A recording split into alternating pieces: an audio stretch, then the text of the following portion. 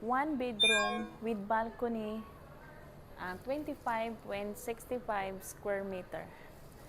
So, may design na siya sa loob. No? Tara, pakita natin. Ito din, pareho lang po yung layout niya, no, sa loob. Dito pa rin yung kitchen, tsaka dito din yung toilet. Yan, magkaharap sila. Na, tapos, yan, ito yung reshoot, ito yung cabinet, yan, white din, no? So, iba na naman yung design niya, no? So, parang glass. Yan, white. Tapos, yung design niya, makinis. Yan. Tapos, dito yung reshoot. Yan. Tapos, ito yung stove top. Yan. Fixtures niya. Yan, ito. Tapos, yung tiles. Yan, makinis. Tapos, itong mga kitchenwares, hindi po ito kasama. Bukod po ito, ha. So, ito lang po talaga yung actual niya, yung walang ganito na design. Yan. Ito, pasok. Yan. Ito, makikita natin may microwave, may refrigerator. Hindi po ito kasama ng actual unit. Yan. Ito. Dito, built-in na po yung pwede natin malagyan ng mga home decor. Dito, pwedeng pictures, frame. Yan.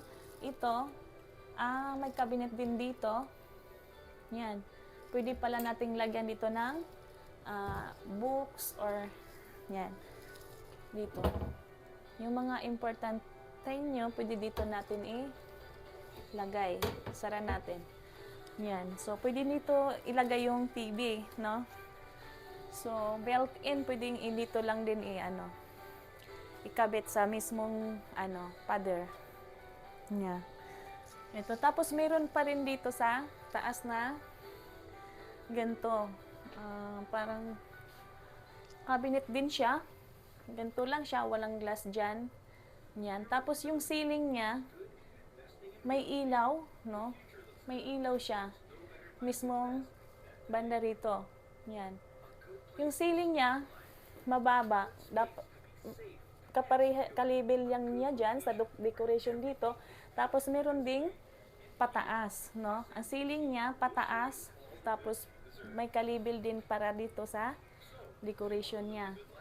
Yan. So, ito yung division din niya, no? Yan. May glass dito sa gitna. Tapos, ito wood. So, ang ganda ng design niya, no?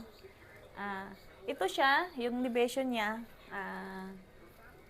Depende na lang nyo po kung pwede nyong papalitan, no? Kung gusto talaga nyong diretsong mirror, pwede rin. Kasi option, pero sarili nyo pong expenses na mangyayari. Tapos dito, kita nyo may mirror, no?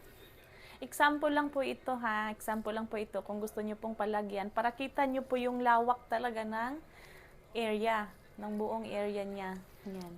Ito, sofa. Pwede kayong maglagay nito. Yan. Maganda talaga siya pag may mga design na para makikita nyo talaga yung bonggang dating niya, no? Ang ganda. Yan. Example, may chandelier dyan. Ang ganda, oh. Ang ganda tignan talaga. So, nakapagbigay siya ng mabubuhayan talaga yung loob, no? Ang ganda talaga pag may ilaw din dyan, no? So, depende na lang nyo kung anong gusto nyong design na chandelier. Okay, dito tayo sa loob ng bedroom. Yan, ito yung bedroom. Yan, malaki. So, ito po ay queen size. Yan. Tapos, yan, may water sprinkler din dito sa loob.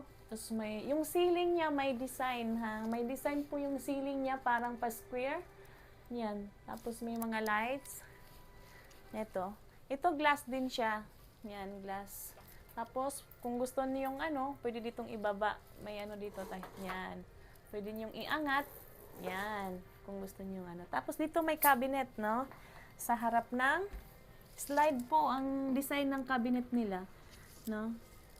Sa harap ng bed. Yan, ito.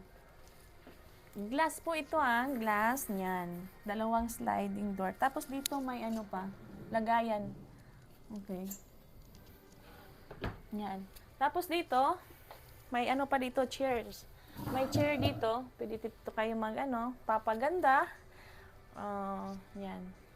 Lagayan dito. Meron pa ditong malalagyan ng mga decoration. Yan. Dito. Ito yung, usog natin. Ito yung balcony niya. No? Because this is one bedroom with balcony. No? Tingnan natin yung balcony niya. Ito, lapad pa rin ang balcony niya, no? So, mataas din ang harang niya. Hanggang dibdib din, no? Bakal po ito ang balcony niya. Ang harang niya, bakal po ang harang niya.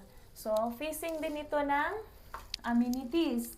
Yan, makikita natin dito ang swimming pool. Yung ditong mga tree, yan, makikita natin.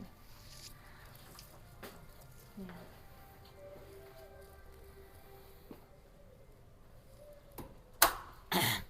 So again, this is the bedroom, this is the living and dining, and this is the kitchen and the toilet.